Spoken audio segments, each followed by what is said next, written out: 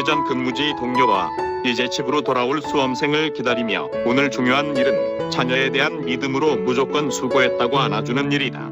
준비를 많이 했지만 컨디션 난조로 실력 발휘를 못했다고 느껴지는 불안하고 초조한 마음은 누구나 갖는 같은 마음일 것이다.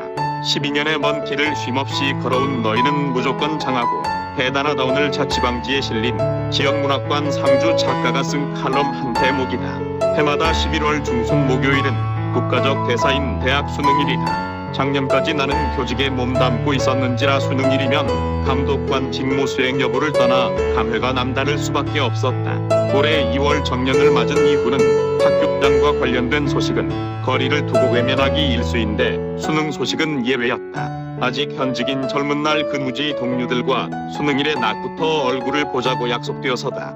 내 교직의 출발은 밀양에서 시작했다. 초등에서 중등으로 전직하면서 고성 바닷가로 잠시 옮겼다가 다시 밀양으로 복귀했었다. 당시 청명기 만났던 7 동료 가운데 5이 정년이나 명예퇴직하고 둘만 남았는데 한 명은 중학교 교장으로 재직하고 한 명은 고3 부장이라고 했다. 그래서 현직이라도 수능일에는 고사실 감독관에서 제외되기에 낮부터 시간을 내어 얼굴을 볼 수가 있다. 예전 밀양 근무지 동료들과 점심나절에 상남동 상가 횟집에서 만나기로 해서 그때까지 시간이 느긋했다. 내가 사는 아파트 단지와 이웃한 중학교는 임시 휴업으로 교정이 조용했다. 아마 일부 교사들이 감독관으로 지원 나가 정상 일과 운영이 어렵지 싶었다. 아파트 단지를 벗어나니 거리는 메타스퀘어 가로수가 갈색으로 물들어 새노란 은행잎과 함께 겨울이 오는 길목임을 알 수 있었다. 우람하게 높이 자란 메타스퀘어가 도열한 외동발림로 거리를 걸어 태촌 삼거리로 나갔다. 단풍이 물들어 낙엽이 지는 창원천 상류냇가와 천변 가로수와 조경수에서 만추의 서정을 느낄 수 있었다. 창원대학 앞에서 도청 뒤를 돌아가는 자동차길에 도도를 걸으니 시야에 드는 정병산은 갈색으로 물든 단풍이 절정이었다. 창원중앙역과 가까운 역세권 상가를 지나 물량기공원으로 가봤다. 예전 농업용수를 공급하던 신림못을 생태공원으로 바뀐 현장에서 푸들과 갈대와 같은 습지식물을 살펴봤다. 호숫가에 심어둔 구절초는 아직 하얀 꽃잎이 시들지 않고 달려있기도 했다. 물량기공원에서 재치고개로 올라가니 터널 근처에는 자동차를 몰아온 나이가 지긋한 사내가 복면대 악보를 보면서 색소폰 연주에 몰입하고 있었다. 내보다 나이가 더 들어 보인 신중년이었다. 고갯마루에서 도월공원이나 진리예산성 남문터로 향하지 않고 토월동으로 내려섰다. 산기슭에는 지역의 토박이 창원 황씨 제실이 나왔다.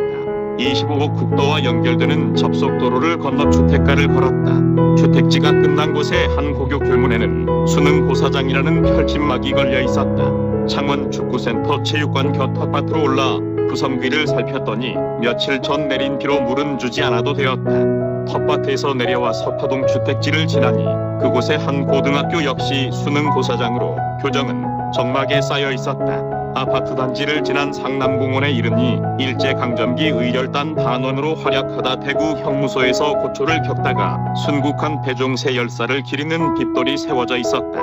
배열사 태생지였을 상남공원 솔숲에는 계획도시로 사라진 동사마을 예터라는 유여비도 같이 있었다. 우리가 가끔 만났던 식당에는 밀양에서 온 이가 둘이고 진주로 옮겨가 사는 이도 한 명이다.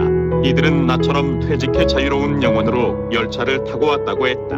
현직은 한 명뿐이었고 장유의 한 동료는 모친 간병으로 시간을 내지 못했단다. 못달게 이어 생선회가 나와 안주로 삼았다. 예전 근무지 동료들과 밤이 이슥하도록 여러 숭배 술잔이 오가면서 얘기꽃을 피우다 헤어졌다.